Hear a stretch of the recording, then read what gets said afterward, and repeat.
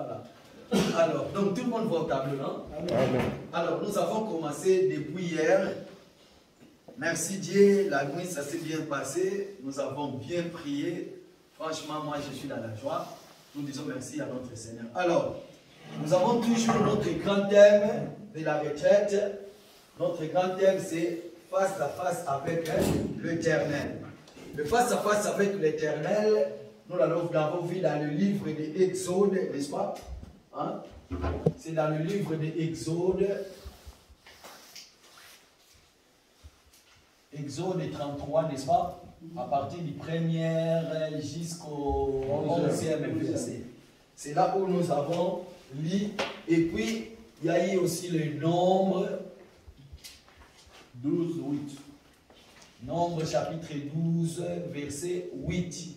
Donc, dans le livre d'Exode, nous avons compris que Moïse était l'intermédiaire du peuple d'Israël. Moïse qui montait sur les montagnes, il allait consulter Dieu, il parlait à Dieu. Et quand il descendait, il transmettait la parole chez les enfants d'Israël. Le Seigneur descendait, Dieu descendait dans la tente d'assignation. Quand Dieu venait dans la tente d'assignation, il parlait avec Moïse face à face, n'est-ce pas? Et puis Nombre nous a confirmé que Moïse parlait avec Dieu bouche à bouche. Donc ça veut dire que Moïse parlait, Dieu aussi répondait sur la voix audible. Donc voilà pourquoi ce que nous étions venus faire aujourd'hui, nous aussi nous avons parlé face à face avec Dieu. Parce que Moïse n'est plus notre intermédiaire. Moïse, dans l'ancienne alliance, on le typifie, le type de Christ. Dans l'ombre, Moïse, c'est Christ en fait. Nous disons c'est Christ, pourquoi? Nous avons lu un verset dans la Bible, c'était dans le livre de 1 Pierre. 1 Pierre chapitre 2, hein? chapitre 2, verset 10. Hein? 1 Pierre, c'était combien 10 ans? 1 Pierre 1 Pierre 1 combien? 10. Voilà, 1 Pierre chapitre 1, 10, 11. verset 10 à 11. Donc c'est là où nous avons vu que toutes les prophètes de l'ancienne alliance qui venaient, en fait, l'esprit de Christ venait les saisir pour accomplir un but. Donc ça veut tout simplement dire que Dieu lui-même, il quittait, il descendait, il vient toucher la personne pour accomplir un message, un but. C'est par là que nous avons essayé d'expliquer que le Père, le Fils et le Saint-Esprit, quel était leur rôle, quel rôle qu'ils ont joué. Le Père a joué un rôle. Dans l'ancienne alliance, le Fils est venu pour nous donner la grâce, et le Saint-Esprit est avec nous, et à l'éternité, nous aussi, nous vivrons avec le Saint-Esprit. Alors, donc c'est par là que nous avons compris que, sachez que toutes personnes, tout prophète de la Bible, c'était toujours l'Esprit de Dieu qui était allé. Alors, le Moïse qui montait sur la montagne parlait à Dieu. Le Moïse Dieu descendait sur la tente d'assignation pour lui parler à la voix audible face à face. Aujourd'hui, depuis que le Seigneur Jésus est venu, il a revêtu un corps, le Seigneur Jésus est venu ici sur terre. Donc, ce qui fait que le rideau des temples qui nous séparait, nous, comme j'avais dit, nous et Dieu, lorsque Jésus est venu, le rideau du temple a été déchiré. Maintenant, nous n'avons plus l'intermédiaire comme Moïse, mais nous-mêmes, nous pouvons entrer dans le lieu très saint pour parler directement avec Dieu. Donc voilà pourquoi nous avons dit que tout de suite, là, nous sommes dans le lieu très saint. Pourquoi? Parce que le tabernacle a 3 parties. Le tabernacle a 3 parties. Nous avons expliqué, il y a le parvis, il y a le lieu saint, LC, ça veut dire lieu saint, et puis il y a ce que nous appelons lieu très saint. Donc, le parvis, c'est pour tout le monde, car Dieu a tant aimé le monde. Le monde, c'est ici-là. Tout le monde sont ici-là. Afin que quiconque croit en lui, les quiconques sont ici là, parce que ce sont les quiconques qui mangent la parole du Seigneur. Ok, dans le lieu saint, c'est là où il y a le table de pain. Le table de pain qui est éclairé par le chandelier, n'est-ce pas? Donc, Car Dieu a tant aimé le monde. Dans le parvis, il y a tout le monde. Mais dans le lieu très saint, quiconque, dans le lieu saint, pardon, quiconque, et quand le quiconque mange le pain ici, maintenant pour parler avec Dieu, le quiconque aussi ont accès sur le lieu très saint, parce que là où on parle directement avec Dieu. Donc ça veut tout simplement dire que nous aujourd'hui, nous sommes ici là dans le lieu très saint, nous sommes en train de parler avec Dieu. Alors, j'avais expliqué un truc. J'avais expliqué Moïse montait sur les montagnes. Il faut pas m'en vouloir, je ne suis pas fort en dessin. Voilà. Moïse montait sur les montagnes. Et les montagnes a combien de parties? Les montagnes a 3 parties. Donc, il y a ce que nous appelons la plaine, n'est-ce pas? Et puis, il y a le milieu de la montagne. Josué, serviteur de Moïse, il restait ici. Et c'était Moïse qui montait tout en haut pour parler à Dieu. Alors, ce qui veut dire que Dieu un jour va convoquer Moïse. Il va dire à Moïse, Moïse, taille des pierres. Hein? Moïse, tu vas tailler des pierres, ramène cette pierre-là, et puis moi, je vais écrire là-dessus. Qu'est-ce que Moïse va faire? Moïse est dans la plaine, il va tailler des pierres, il va prendre Josué, Josué va rester ici, Moïse maintenant va monter ici, là. Moïse va rester là-bas 40 jours. Donc, ça veut tout simplement dire que Moïse a mené les bêtes là. Parce que Moïse, à chaque fois qu'il montait ici, c'est Dieu qui les nourrissait. Amen. Il n'y avait pas les aliments physiques, les pondous, les tout, il n'y avait pas. Alors, qu'est-ce qui va arriver? C'est comme chez nous, comme j'avais donné l'explication, chez nous, on dit qu'on va monter Tormatana Ngomba. Donc, nous aussi, nous sommes dans les Ngomba, nous sommes dans les montagnes, donc nous sommes ici là. Pourquoi? Parce que aujourd'hui, le voile du temple n'y est plus. Donc, nous sommes dans les montagnes, nous sommes là. Maintenant, nous sommes les 2 pierres que Moïse a taillées et que Dieu, maintenant, dans son doigt, il va écrire. Donc, nous, apôtre Paul dit que nous sommes des lettres. Hein? Trouvez-moi cette écriture. Nous sommes des lettres écrites par Christ. Hein? Nous sommes des lettres écrites par Christ. Amen. Nous sommes des lettres écrites par Christ. Pourquoi? Parce que nous sommes des pierres. Pourquoi j'ai dit que nous sommes des pierres? Souvenez-vous, la première des choses. La Bible dit que pour construire les temples de Salomon, on prenait des pierres. Les pierres qu'on utilisait pour construire les temples, on les menait dans le carrière. C'était là, on taillait des pierres. Pour que les pierres là, on puisse les utiliser pour construire les temples, il faut que ces pierres-là soient taillées. Et là où on taillait les pierres, il n'y avait pas de bruit, il y avait du silence. Lorsqu'on taillait, et puis une fois on finit de tailler, on ramenait les pierres déjà bien taillées, et puis pour les poser. Et lorsqu'on posait pour construire les temples, on n'avait plus besoin de frapper sur les pierres, que cela puisse subir les douleurs. Donc ça veut tout simplement dire que nous sommes des pierres taillées. On nous a taillées, voilà pourquoi nous sommes l'église corps de Christ. Pourquoi? Parce que nous avons été taillés. Et les pierres que nous sommes, regarde, la Bible dit, on dit le Seigneur va entrer dans Jérusalem. On va dire au Seigneur, dis à tes disciples, à tous ces gens qui sont là de ne pas chanter, de ne pas louer. Le Seigneur va dire, s'ils vont arrêter de louer, de chanter, les pierres s'élèveront. Hein? Vous voyez l'écriture là, non? Les pierres s'élèveront pour chanter. Pour chanter. C'était quelle pierre? C'était nous, l'église, le Seigneur. Mais les gens voyaient des pierres et des pierres. Mais c'était en fait nous. Pourquoi? C'était déjà, c'était dans l'ombre, mais la réalité c'est aujourd'hui parce que nous sommes vraiment des vieilles pierres. Alors, donc ça veut tout simplement dire que, j'ai dit que le 2 tables de pierre que Moïse a écrites là, et Dieu a écrit là, la Bible dit que les 2 tables de pierre, c'était écrire les 2 côtés, n'est-ce pas? Oui. Les 2 côtés. Alors, comprenez une chose bien de même. Toi qui es l'être du Seigneur, la Bible dit que tu es écrit des 2 côtés. Ça veut tout simplement dire que tu es un enfant de Dieu. Tout ce que tu fais, tout ce qui est ton cœur, tu ne peux pas être dans ton cœur, tu es un païen, mais lorsque les gens te voient comme ça, ils disent que tu es un enfant de Dieu. Or que le même qui est écrit dans ton cœur, ça doit être aussi visible. Pourquoi? Parce que tu es écrit à l'intérieur et à l'extérieur. Ton extérieur doit refléter ton intérieur. Amen. Je ne sais pas si je me suis fait comprendre. Amen. Amen. Merci papa. Est-ce que nous pouvons les lire? Allez-y. Allez-y, vous êtes manifestement... C'est pas un culte, même les femmes vous pouvez lire. C'est pas un culte. Vous êtes manifestement une lettre de Christ, écrite par notre ministère, non avec des langues, mais avec l'Esprit du Dieu vivant. Non sur les tables de pierre, mais sur les tables de chair, sur le cœur.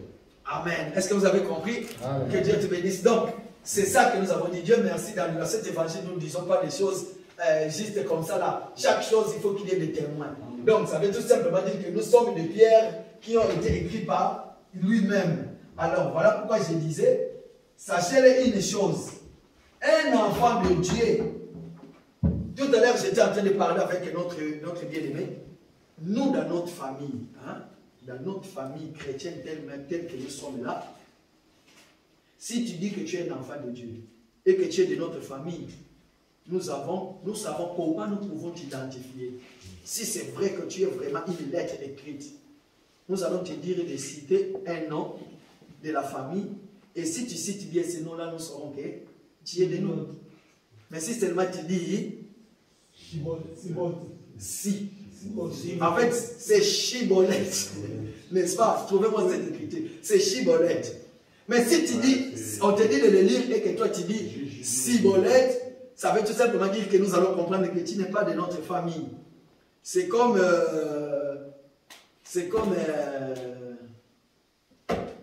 les chauves-souris. Les chauves-souris sont allés chez les souris. Les souris ont dit non, nous dans notre famille, nous n'avons pas des ailes. Essaye d'aller chez les oiseaux. Les chauves-souris est allé chez les oiseaux. Les oiseaux ont dit non. Nous dans notre famille, on n'a pas de bouche comme ça, comme toi. Essaye d'aller chez les... Donc tu n'es que chauve-souris. Tu vois, à la fois tu es chauve, à la fois tu es souris. Donc dans notre famille chrétienne, tellement que nous sommes les enfants de Dieu, donc si on te dit de lire, tu dois lire Chibolette. Pourquoi? Parce que tu as une lettre écrite à l'intérieur et en dedans. Donc les gens qui te voient, quand tu parles, ils savent bien que ce qui sort de toi, tu es vraiment un enfant de Dieu. Amen. Amen. Voilà, je ne suis pas encore arrivé là. Alors, maintenant le problème c'est quoi? Donc tout ça c'était juste pour expliquer tout ça là. Maintenant, nous avons un sous-thème. Dans le sous-thème, c'est quelque chose que vous connaissez déjà cet enseignement. Donc, pour les uns, ça va être un rappel. Alors, pourquoi j'ai pris ce sous-thème-là? Le sous-thème, c'est deuil de Daniel. Le deuil de Daniel, pourquoi? Parce que nous aussi, nous sommes en deuil. Nous sommes en train de mener notre deuil. Alors, dans le deuil de Daniel, nous allons comprendre une chose. On y va, mon frère, mon bien-aimé. Daniel chapitre 10, à partir du 1er jusqu'au 2e verset, s'il vous plaît. Oh, depuis hier, je n'arrive pas à lire. La 3e année de Cyrus, allez-y, oui. Roi des Perses, une parole fut révélée à Daniel, qu'on nommait Belchassar. Cette parole qui est véritable annonce une grande calamité. Il fit attentif à cette parole et il eut l'intelligence de la vision. En ces temps-là, moi, Daniel, je fis 3 semaines dans le deuil. Je ne mangeais aucun mets délicat. Merci. Il n'entra ni viande, ni vin dans ma bouche. Et je ne moignis point. Jusqu'à ce que les rois semaines fussent accomplies. Voilà. Donc, merci papa, tu peux t'arrêter là. Donc, nous allons comprendre une chose. La Bible dit que Daniel a reçu une vision qu'il y avait un problème qui devait arriver. Qui annonçait une annonce, on dit quoi? Calamité, n'est-ce pas? Alors, Daniel veut faire quoi? Daniel va mener le deuil, n'est-ce pas? Souvenez-vous, un jour, le disciple de Jean vient voir Jésus en disant, comment les disciples de Jean gênent, mais tes disciples ne gênent pas. Qu'est-ce que le Seigneur va dire? est-ce que l'épouse peut-il mener le deuil pendant que l'époux est là? Mais le jour où l'époux sera enlevé, l'épouse mènera sa deuil. Donc ça veut tout simplement dire, aujourd'hui, nous sommes en deuil. Mais chose étonnante, comme je l'avais dit hier, écoute, l'époux physique qui était là, il est parti, il est mort, ressuscité, et il vit en nous. C'est ça la différence. Je ne sais pas si je me suis fait comprendre. Alors, le Seigneur connaissant nos soucis, voilà pourquoi il va dire qu'il y aura des moments viendront que nous allons être en jeûne et prière. Nous allons prier. Alors, ce programme de la retraite, commencé depuis vendredi hier, nous avons commencé à prier, nous avons parlé à Dieu face à face, nous l'avons présenté tous nos problèmes. Maintenant, tellement que nous l'avons présenté tous nos problèmes, nous voulons passer dans une autre étape.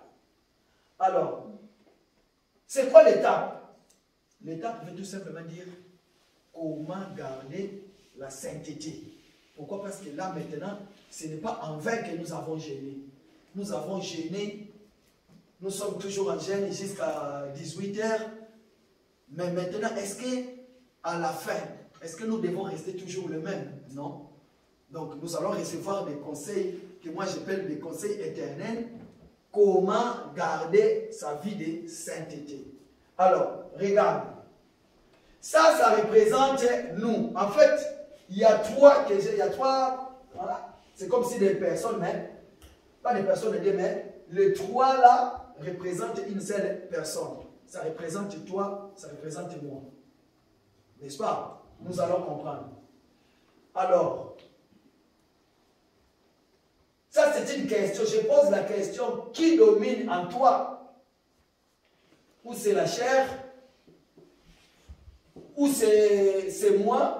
L'âme. Ça, l'âme, pardon. Ou c'est le corps, pardon. Ou c'est le corps, ou c'est l'âme, ou c'est l'esprit. Lisez-nous 1 Thessaloniciens chapitre 5, verset 23 à 24. S'il vous plaît.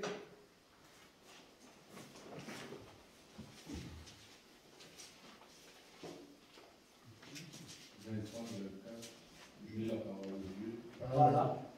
Que le Dieu et paix vous sanctifie lui-même, tout entière, et que tout votre être, l'esprit, l'âme et le corps, soit conservé irrépréhensible lors de l'avènement de notre Seigneur Jésus-Christ. 24. C'est lui qui vous a appelé est fidèle et c'est lui qui les fera. Amen. Amen. Toi, donc, c'est par là que nous avons compris, dans l'homme, il y a l'esprit, il y a l'âme et le corps. N'est-ce pas? Alors, tout ça, c'est ça qui fait que l'homme puisse être l'homme. Je retourne maintenant dans le jardin d'Éden. Dieu va créer l'homme. Dieu va prendre la poussière de la terre. C'est ça, la poussière de la terre. Dieu va former maintenant cette statue. Et qu'est-ce que Dieu va faire? Dieu va souffler sur le statue. Et l'homme et le statue devient une être vivante. Pourquoi? Parce que l'âme maintenant va prendre place. C'est ça qui forme l'homme. Donc, tel que tu es là, sache-le pour que tu sois toi. En toi, il y a l'esprit, âme et le corps. Le corps, c'est le corps charnel, là. C'est ça, là. Cet corps-là. C'est cet corps. Mais dans le corps, il y a l'âme. N'est-ce pas? Lisons Ézéchiel chapitre 18. Il y a l'âme. L'âme, c'est toi, en fait. L'âme, c'est toi, le véritable toi. Mais l'esprit, c'est l'esprit qui vient de Dieu, qui habite à l'homme. Mais commençons d'abord ici, là. Lisons Ézéchiel chapitre 18, verset 20. Après, nous allons lire Job 33, verset 4. 18 combien? Ézéchiel 18, verset 20. C'est l'évangile au nom de Dieu. L'âme qui pêche, c'est celle qui mourra. Voilà. Le fils ne portera pas l'iniquité de son père. Ok. Et le père ne portera pas l'iniquité de son fils. Voilà. Nous allons garder le premier parti. En fait, la Bible dit que l'âme qui pêche, c'est celle qui mourra. Donc, ça veut tout simplement dire que ces trois trucs est en toi. Lorsque tu meurs, le corps physique, c'est ça qui va dans la tombe, dans la sépulcre. Tu vas être enterré. Et ton âme à toi, soit il va dans les tourments, soit dans le sein d'Abraham. Pourquoi? Parce que aujourd'hui, laissez-moi nous dire, vous nous rappeler, parce que nous savons cet enseignement, au ciel, il n'y a personne. Hein? Amen. Amen. Au ciel, il n'y a personne. Tout le monde qui ont dit que dans leurs rêves, ils ont vu papa le moloto au ciel et tout. Non, il n'y est pas encore. Il n'y a personne. Sinon, il sera là tout seul, il va commencer à s'ennuyer. Donc, quand un chrétien meurt, il va dans le sein d'Abraham. Le sein d'Abraham est aussi appelé le 7e jour parce que c'est un lieu de repos. Donc, quand un chrétien meurt, il va directement dans le sein d'Abraham. Mais quand un païen meurt, il va directement dans les lieux de tourments. Alors, qu'est-ce qui se passe? Dans le sein d'Abraham, les gens qui sont là, ils attendent à un moment donné, lorsque la trompette sonnera pour l'enlèvement, ils quitteront le sein d'Abraham. Tous nous allons nous voir dans les airs.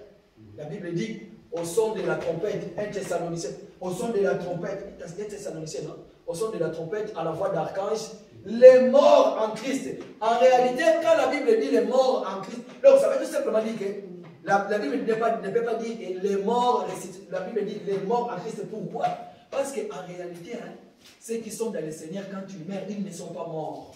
Mais ils se reposent pour attendre les autres. Donc ça veut tout simplement dire que les gens vont sortir. Donc nos âmes vont sortir du lieu dans le sein d'Abraham, dans les lieux de repos, pour aller dans les airs, aller à l'encontre. Pourquoi? Le Seigneur, quand il va descendre, il ne posera pas ses pieds sur la terre. Parce que sur la terre, il y a des péchés.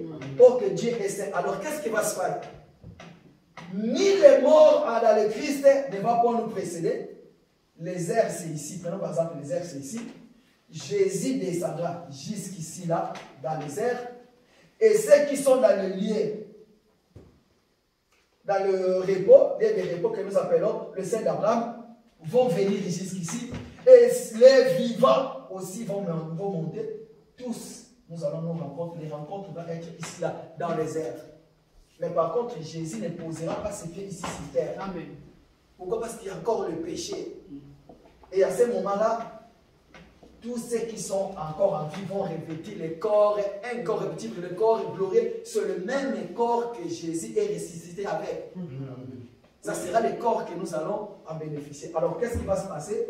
Nous allons maintenant monter. Mais, ceux qui seront dans le lieu de tourment, ils ne sauront même pas qu'il y a eu un enlèvement sur la terre. Amen.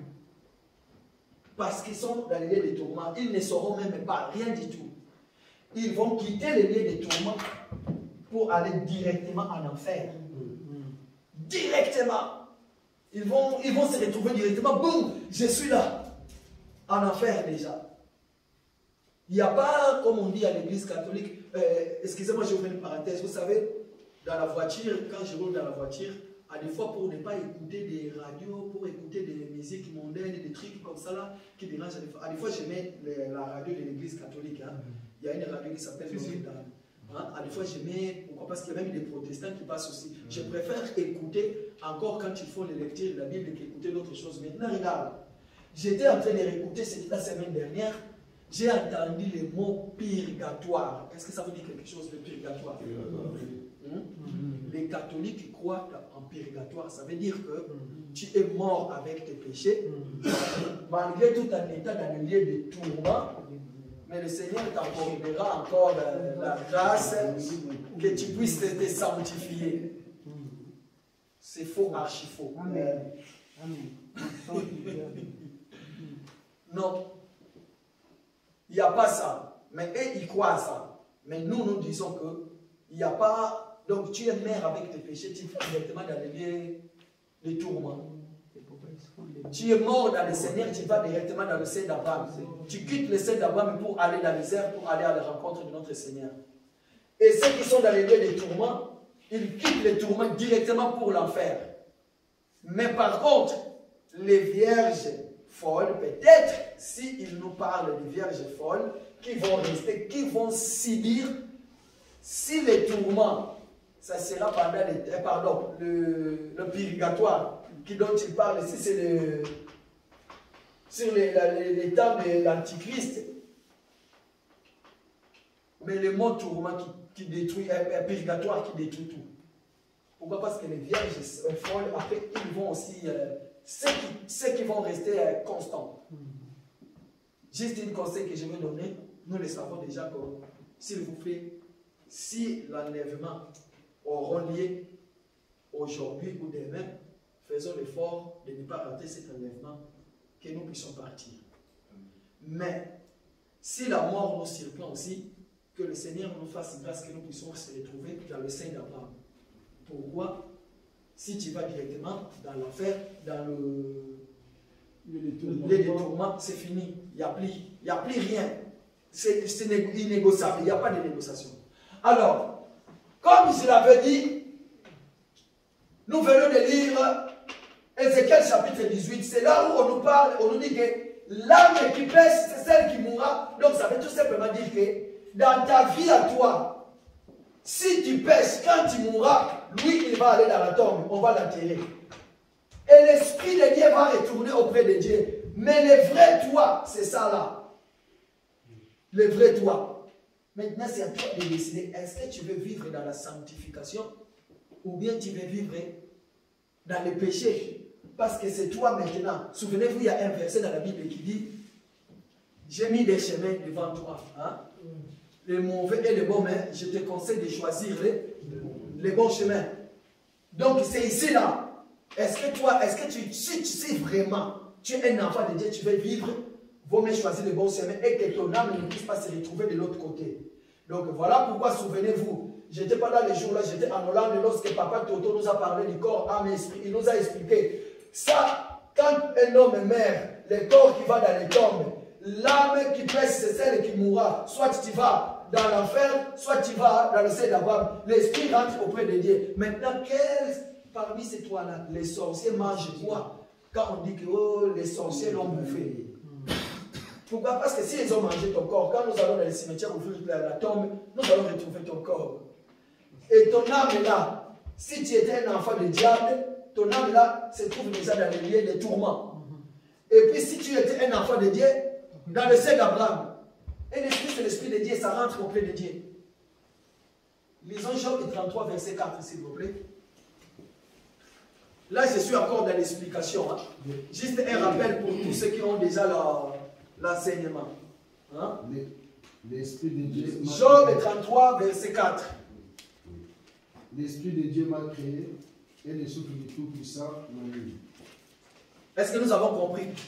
Quand Dieu a créé l'homme, il a soufflé sur le statut, et le statut est devenu naître vivant. N'est-ce pas? Le frère, est-ce que, allez-y, relis encore, écoutez. L'esprit de Dieu m'a créé. L'esprit de Dieu m'a créé. Et le souffle du Tout-Puissant m'anime. Ah, Dieu souffla une souffle de vie à l'homme, et l'homme est devenu naître vivant. Donc, ça veut tout simplement dire que nous avons compris maintenant que ces trois choses-là se trouvent dans notre vie. Alors, maintenant, j'entre dans ce qu'on appelle l'exhortation. Maintenant, je pose la question. Entre le corps, l'âme et l'esprit, qui domine en toi? Question. Qui peut répondre? Hein? Papa t'a dit quoi? Donc, l'esprit qui domine en toi. Amen. Que le Seigneur soit. J'allais dire, on va applaudisser, je croyais qu'on était dans une salle d'école. Donc, il manque dans l'homme que l'esprit de Dieu puisse faire quoi? Dominer. Amen. Pourquoi? Parce que si c'est l'esprit, si ce n'est pas l'esprit de Dieu qui domine en toi, parce que le vrai toi, c'est ça. Hein? Nous avons des trucs qui sont opposés l'un à l'autre. Le corps et l'esprit. Malgré on dit le corps, c'est le temple du Saint-Esprit, mais regarde. Or, le vrai temple du Saint-Esprit, il est là. Mais parce que lui, il est dans le corps, voilà pourquoi il dit que le corps, il est le temple du Saint-Esprit. Mais quand tu meurs, c'est qu'on dit que c'est le temple du Saint-Esprit. Est-ce que le Seigneur peut permettre que son temple puisse aller dans les tombes? Donc, ça veut tout simplement dire que dans ton âme, c'est là le Seigneur y habite. Hein? C'est là le Seigneur y habite. Et si le Seigneur n'y est pas, qui c'est qui sera là? C'est le diable. Maintenant, que chacun de nous réponde à son intérieur. Qui me dirige moi, tel que je suis là? Et aujourd'hui, pendant ce programme de la retraite, depuis hier, nous avons commencé, nous avons prié. Et je suis sûr que le Seigneur m'a pardonné tous mes péchés. Le Seigneur m'a lavé complètement. Je suis devenu vraiment un enfant de Dieu. Maintenant, entre l'esprit et le corps, qui va diriger mon âme? Nous allons lire Galates chapitre 5, verset 7. Écoutez les œuvres de la chair. Galates, papa il fait Galates chapitre 5, verset 17. Et puis, frère Jean, toi tu prépares déjà Romain. Car la chair a des désirs contraires. Non, pardon. Frère Jean, toi tu vas préparer déjà Galates 5, 24. Papa, allez-y. Ça c'est Galate. Frère, il fait Galates 5, 17. Écoutez maintenant la chair. Écoutez. Car la chair a des désirs contraires à ceux de l'esprit. Ah, car la chair, là j'ai marqué la chair, a des désirs contraires de l'esprit. Donc ils sont opposés l'un à l'autre. Allez-y maintenant. Et l'esprit en a des contraires à ceux de la chair. Ah, vice versa. Ok, on y va. Ils sont opposés entre eux. Ok. Afin que nous ne faisions point ce que vous voudriez. Si vous êtes conduits par l'esprit, vous n'êtes point sous la loi. Ok. Donc nous avons compris. Donc si nous sommes conduits sur l'esprit, nous ne sommes plus sous la loi. Maintenant regardez. Lisons Galates, frère Jean, Galates chapitre 5, verset 24. Ceux qui sont en Jésus-Christ ont crucifié la chair avec ses passions et ses désirs. Waouh! Donc nous avons compris. Parce que nous sommes en Jésus, nous avons crucifié quoi? La chair. La chair et... ses désirs. Ah. Maman, vous avez dit quoi? L'esprit là-bas, il faut commencer au verset 22 pour que ce soit plus explicite. On a commencé directement le verset 23. C'est le verset 22 qui donne plus de détails. Le fruit de l'esprit, c'est ça. Ok. Ok, nous allons commencer. Donc là, j'ai mis quoi? Le verset 22. On a commencé directement à 23. 22, 23. 22, 23, pour que ça soit plus complet, quoi. Voilà. Frère, je peux en réaliser encore, s'il vous plaît. Allez-y. Verset 22. Oui. C'est quoi le verset que tu as dit? Galates 5, 24. Allez-y. Je recommence le 24. Non, commence 22 pour que ce soit plus complet. 22, allez-y. Mais le fruit de l'esprit, c'est l'amour, la joie, la paix. Non, là où tu as dit tout à l'heure, avant d'arriver là-bas. Tu avais dit quoi? Galates chapitre 5, 24. Allez-y, 24. Ceux qui sont en Jésus-Christ ont crucifié la chair avec ses passions et ses désirs. Donc, ceux qui sont en Jésus ont crucifié quoi? Citez-les. La chair et ses désirs. Et ses désirs et quoi? Ceux qui sont en Jésus-Christ ont crucifié la chair avec ses passions et ses désirs. Voilà. Alors, je m'arrête d'abord là. Suivez-moi maintenant. Là maintenant, je vais prononcer le même mot que Dr Roger, le jour de l'enseignement. Regardez. Tel que nous sommes là. Donc, quand on est de l'esprit, c'est ça. La chair, c'est celui qui réclame. La chair, c'est celui qui nous présente des choses. Hein? Souvenez-vous, on nous a parlé. C'est la chair qui nous dit, non, moi je veux les cabellos de couleur. Et en ce moment-là, lorsque la chair réclame les cabellos de couleur, quelle voix qui parle en toi? Si vraiment que tu es un enfant de Dieu, en ce moment-là, c'est l'esprit qui va intervenir. L'esprit va dire, non, non, pas de cabellos de couleur, pas de cabellos de couleur.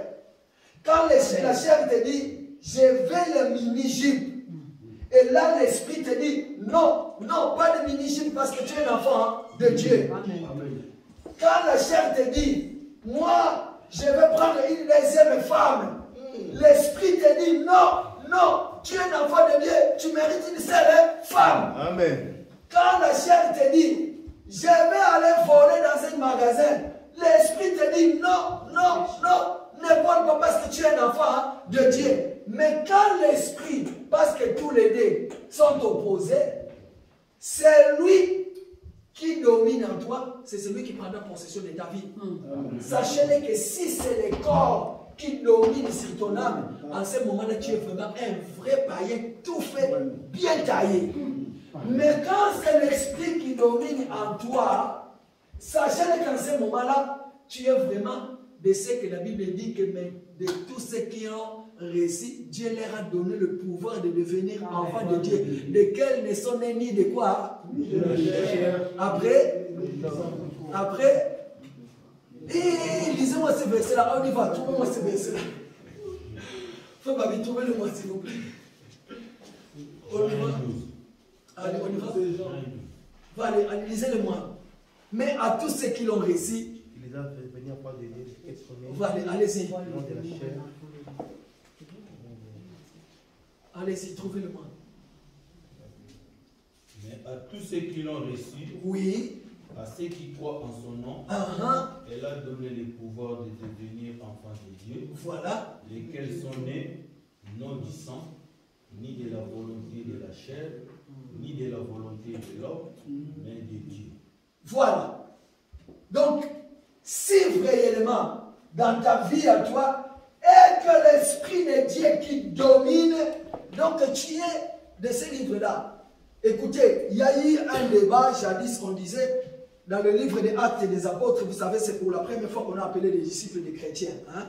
Avec les musulmans, il y avait un débat. À chaque fois, je tombe dans ce genre de vidéos, et quand je tombe là-dessus, j'essaie de comprendre, parce que je ne sais pas pourquoi, parce que peut-être, je vais toujours dire que peut-être un jour, je croiserai un musulman, on va débattre là-dessus.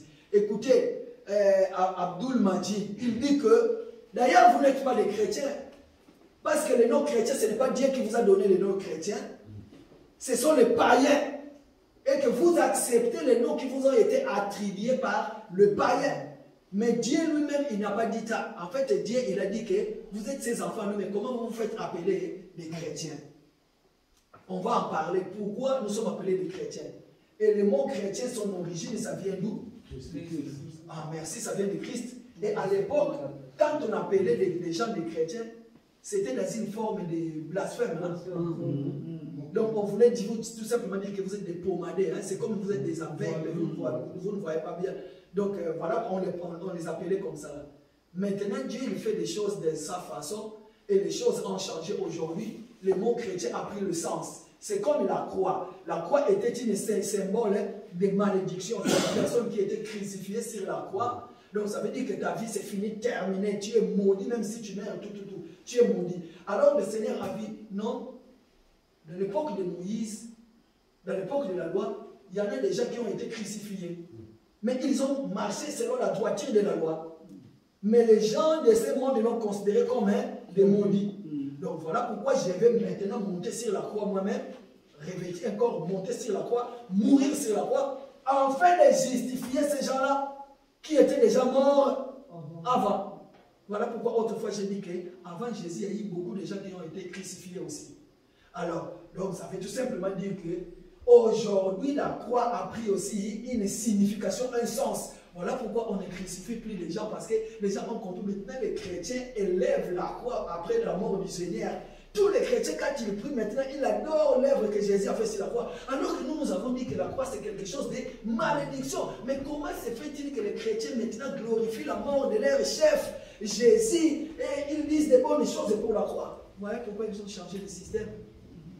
Donc, quelque chose qui était des malédictions, aujourd'hui, ça a pris sens. Malgré nous, nous n'avons pas de signes représentatifs dans l'église. Nous n'avons pas la croix ici. Pourquoi? Parce que tout croix n'est pas croix. Or que le vrai croix, depuis que le Seigneur est descendu sur la croix, le bois là, il est resté juste un morceau de bois.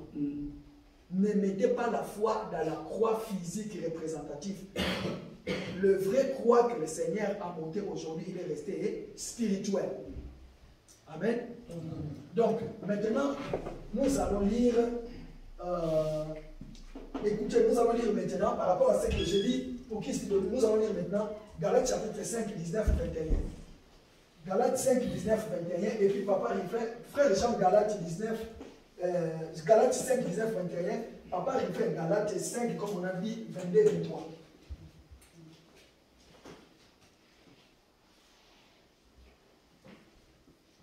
Galates 5, 19, 21.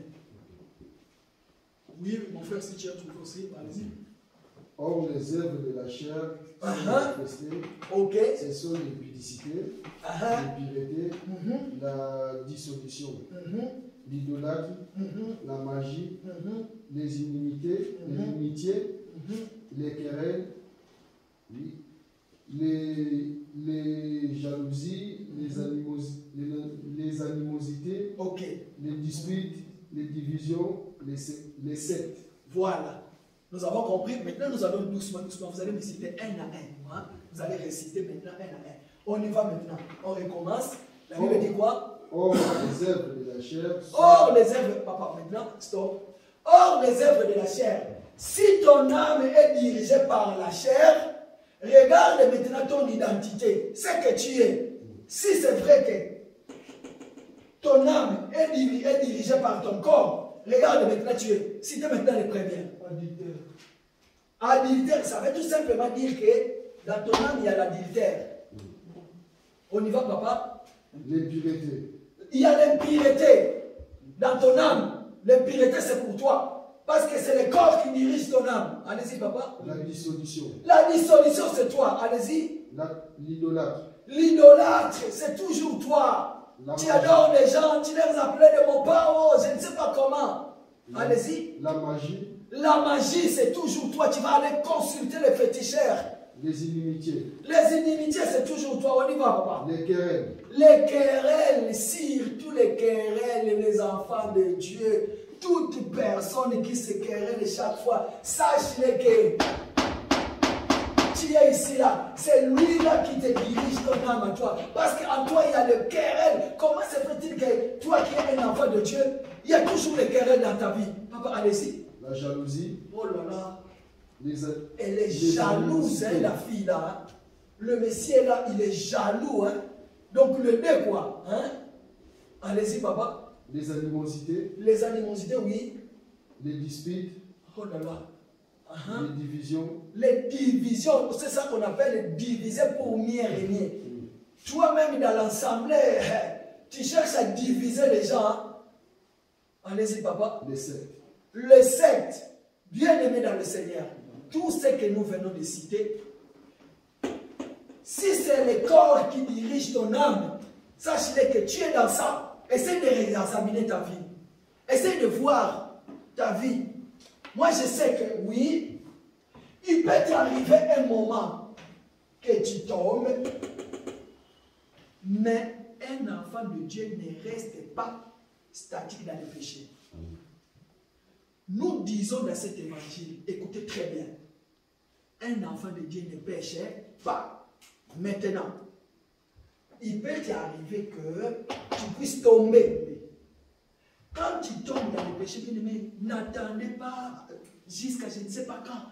Quand tu te sens que tu es dans le tort, il y a quelque chose de mauvais qui est arrivé dans ta vie, la première des choses que tu dois faire en ce moment-là, lorsque la chose passe directement, mets-toi dans la prière, prie, Seigneur, pardonne-moi, je suis tombé dans le péché. C'est tout le vrai secret.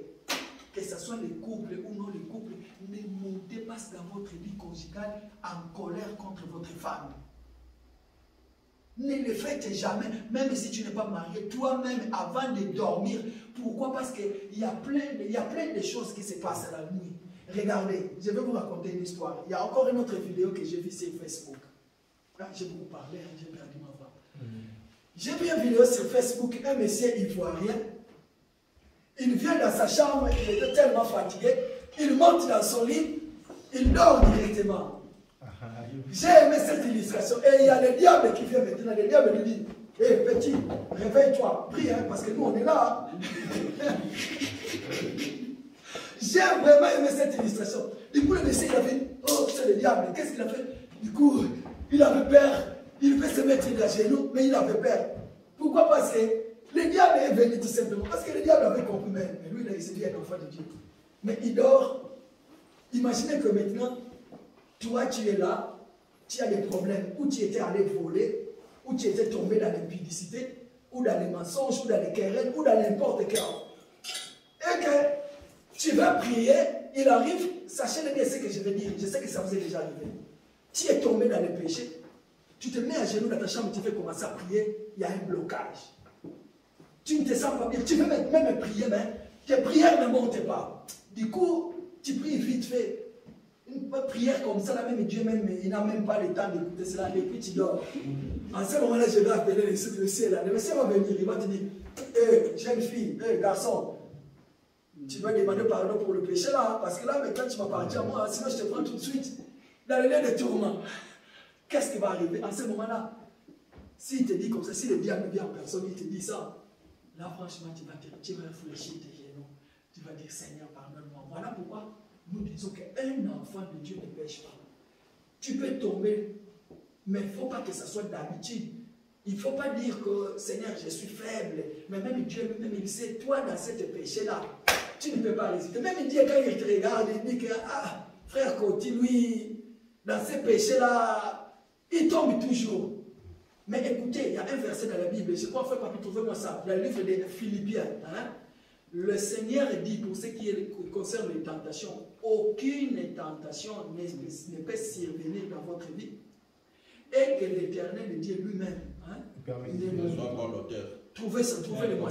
Trouvez-le. Lisons cela. Allez-y, 1 Corinthiens. Allez-y.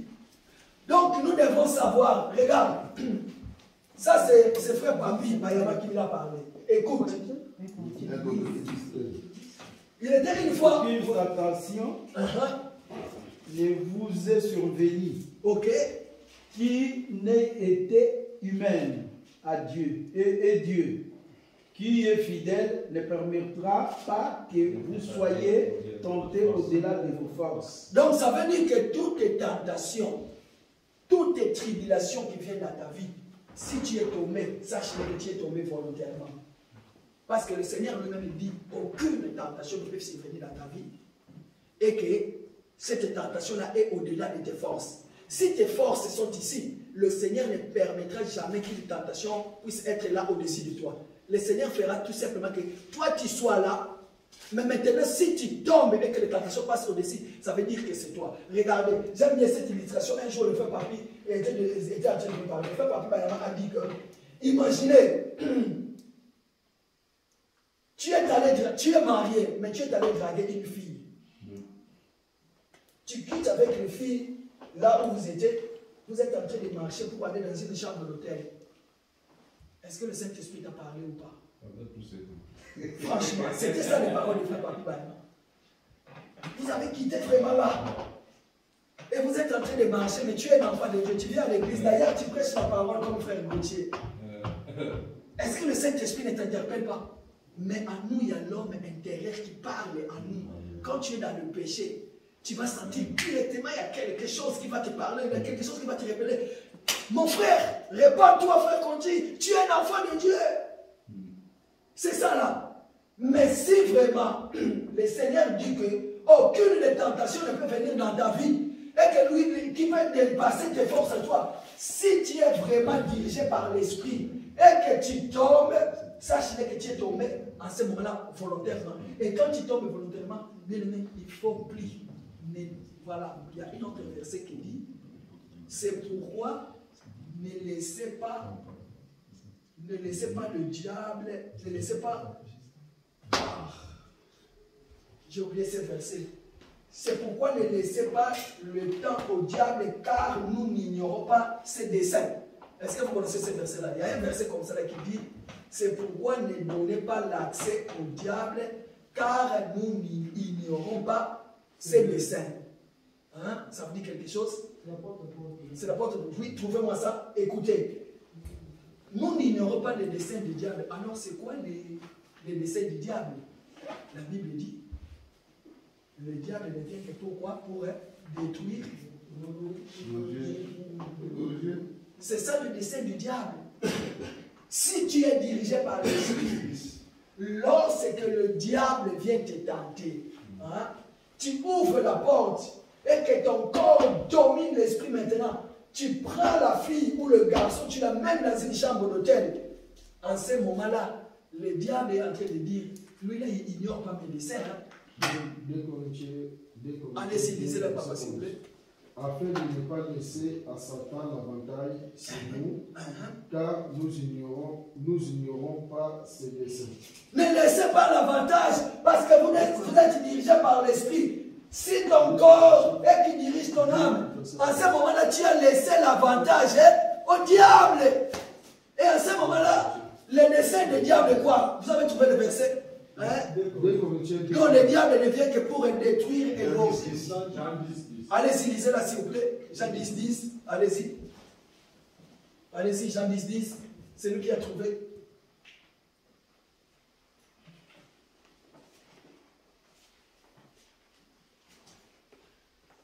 Le voleur ne vient que pour dérober, égorger et détruire. Voilà. Je suis venu. Non, arrête là-bas. Donc, il est le voleur, il vient que pour détruire. C'est ça le dessein du diable. Le diable ne vient que pour détruire, égorger et tout, et faire tout. Maintenant, regarde, je suis dans le livre de Job. Qu'est-ce qui va se passer? Si tu demandes pardon au Dieu, et Dieu maintenant te pardonne, tu sais ce qu'il fait. Or que nous savons aussi, le diable, il est l'accusateur.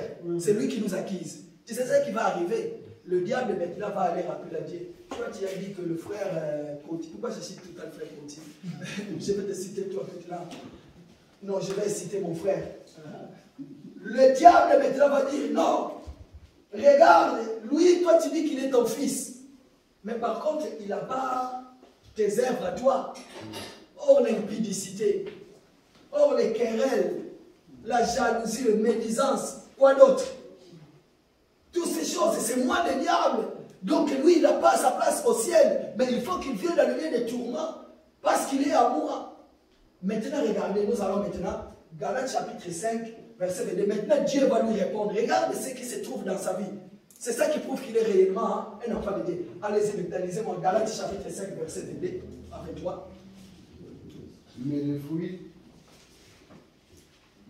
de l'esprit, c'est l'amour, la joie, la paix, la patience, la bonté, la bénédiction, la fidélité, la douceur, la tempérance. Est-ce qu'on peut acclamer pour la gloire de Dieu? Tout enfant de Dieu, fait comme tu as fait, maintenant un à un. Tout enfant de Dieu, toute âme qui est dirigée par esprit, sachez-le que lorsque le diable va réclamer ton âme en disant, lui il est pécheur, il faut qu'il vienne à moi, le Seigneur maintenant va lui répondre, oh diable, ne t'inquiète pas, regarde, c'est mon esprit qui lui dirige. D'ailleurs, citez-le maintenant, allez-y, regarde ce qu'il y a en lui.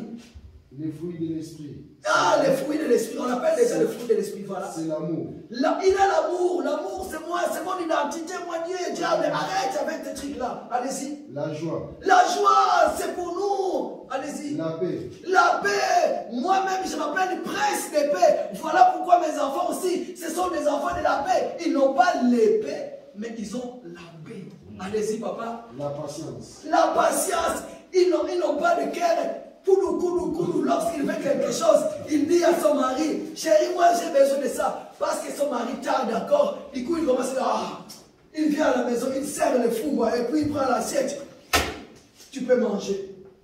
Mais non, ça c'est pas nous. Mais tout ce que je sais, lorsque la sœur Brenda demande quelque chose à son mari, et son mari dit d'attendre, il attend. Pourquoi? Parce que c'est l'esprit qui dirige. À ce moment-là, la sœur Brenda dit que, ah chérie, tu sais, hein, dans les jardins d'Éden, Dieu lui-même il avait dit que désormais la femme, toutes ses désirs se posera sur son mari. Voilà pourquoi je te demande. Et puis le frère va dire, ma sœur, patience, allez-y. La bonté. Allez-y, papa. La bénignité. La bénignité, oui. La fidélité. La fidélité, fidélité. La fidélité, ce n'est pas, oui, être fidèle à votre mari, c'est une chose. Mais la vraie fidélité, c'est être fidèle à Dieu. Ne pas trahir sa parole. Ne pas trahir ta vie chrétienne. C'est ça la fidélité dont on parle. Amen. Ne pas être, oh, je suis fidèle à mon assemblée, parce que j'ai déjà entendu, déjà prêché ce verset de la Bible comme ça. Il faut être fidèle à ton assemblée et à ton pasteur. Mensonge. La fidélité là dont la Bible dit, ce n'est pas être fidèle à ton assemblée là où tu pries et être fidèle à ton pasteur. Ah, moi je suis fidèle à mon pasteur. Pourquoi? Parce que c'est mon pasteur qui déclenche les miracles dans ma vie. Voilà pourquoi Dieu nous a mis sur les pieds de notre pasteur. Moi, je ne suis ni sur le pied de qui que ce soit. Je suis sur le pied de Jésus. Amen. Voilà. Allez-y, papa. La douceur. La douceur, un enfant de Dieu, il est doux comme un agneau. Voilà pourquoi le Seigneur a pris l'image de l'agneau. Pourquoi? Parce que l'agneau est doux. Nous sommes tous des agneaux. Allez-y. La tempérance. La tempérance, bien aimé dans le Seigneur. La tempérance. Et la Bible dit quoi en dessous? N'est pas contre.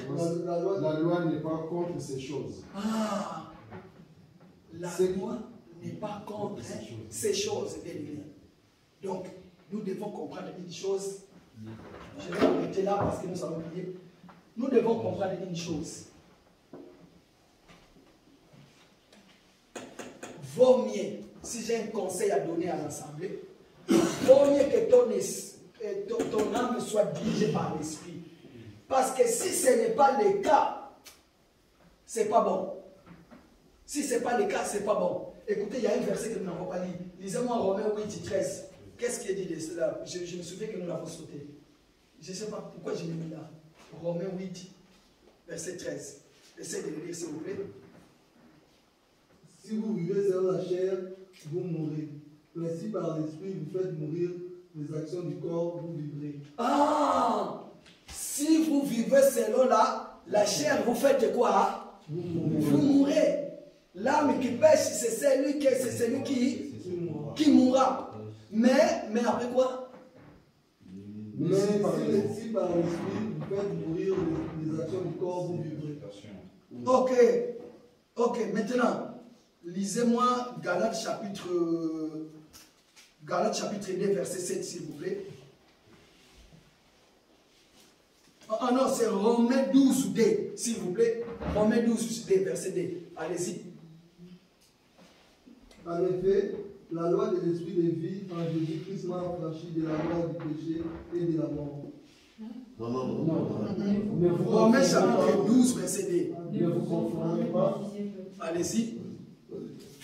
Ne vous conformez pas au siècle présent. Ah. Mais soyez transformés par le renouvellement de l'intelligence afin que vous discerniez quelle est la volonté de Dieu, ce qui est bon, agréable et parfait. Ah, donc maintenant Dieu parle à notre âme et il dit que ne vous conformez pas au siècle présent. Pourquoi? Parce que le siècle présent nous donne tout ce qui est les cabellos, les mini-jupes, l'impudicité, les vols, les querelles, les maraboutages, tous ces genres de choses, c'est le siècle présent. Mais par contre, l'esprit nous dit d'être quoi? D'être transformé en quoi?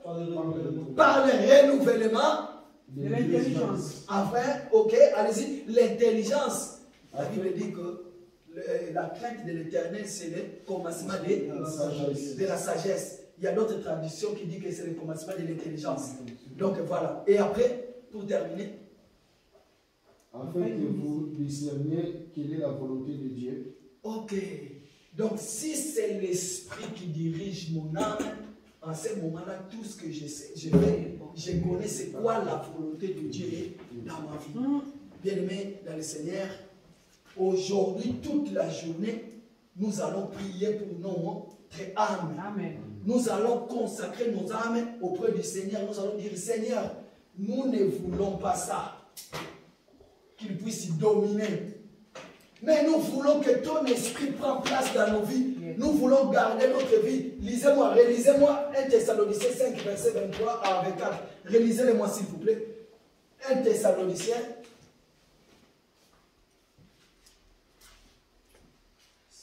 Il y a un qui va me préparer 1 Corinthiens 6, 19. Un qui va me lire 1 Thessaloniciens 5, 23. Et l'autre va me préparer 1 Corinthiens 6, 19. Allez-y. Celui qui a trouvé peut lire déjà. Que le Dieu de la paix vous sanctifie lui-même tout entière. Donc, que le Dieu de la paix sanctifie nos âmes. Quand tu pries, tu peux demander la sanctification de ton âme. Continue. Et que tout votre être, l'esprit, l'âme et le corps soient conservés irrépressibles. Et que tout votre, parce que c'est toi, les trois là, soit conservé irrépréhensible. Allez-y. Irrépréhensible lors de l'avènement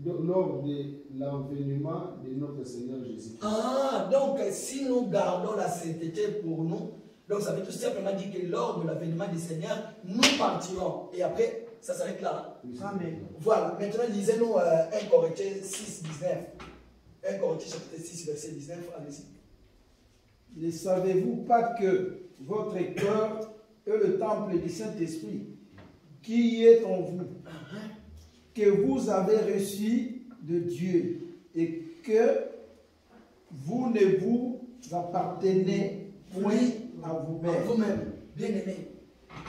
C'est ça que j'avais dit tout à l'heure. Mais savez-vous pas que vos corps sont les temples du Saint-Esprit? Parce que c'est le Saint-Esprit qui dirige nos vies. C'est là où tu prends toutes les décisions de ta vie. Hein. C'est là, dans ton âme. Parce que lui, il est le tentateur, il vient te tenter. Mais lui, il te protège, il a des bons conseils, mais lui, il a des mauvais conseils. Voilà pourquoi nous avons gêné, tout simplement, nous avons mené le deuil de Daniel. C'est lui qui gêne, il est en deuil. Donc, il pleure quoi? Il pleure son corps qui tombe dans le péché. Hein? Donc, aujourd'hui, depuis hier, nous avons commencé à déplorer nos corps qui est tombé dans le péché. Pourquoi? Parce qu'il y a quelque chose de mauvais qui va arriver dans cet corps. Alors, qu'est-ce qu'il faut faire? Nous avons dit, Seigneur, si la maladie est dans mon corps, tout simplement pourquoi? Parce que j'ai péché. Or que la maladie est intervenue dans le monde à travers les péchés. S'il y a des problèmes de querelles dans ta famille, c'est à cause du péché. Tout ce qui est de mauvais qui arrive dans nos vies, c'est tout simplement pourquoi? Parce que à cause du péché qui a enveloppé notre corps. Je ne sais pas si je me suis fait bien comprendre. Est-ce que je me suis fait bien comprendre? Alors, pour tout celui qui a des questions, pendant l'heure de la pause, allez-y voir directement le frère Bayama. Si vous avez des questions, ne me voyez pas, voyez directement le frère Bayama, il va répondre. Amen. Amen. Voilà. Nous allons fermer nos Bibles maintenant, nous allons prier par rapport à l'enseignement. Ici, nous n'allons pas prier, je ne sais pas, parce que je suis malade, guéris-moi, tout ça c'est déjà passé.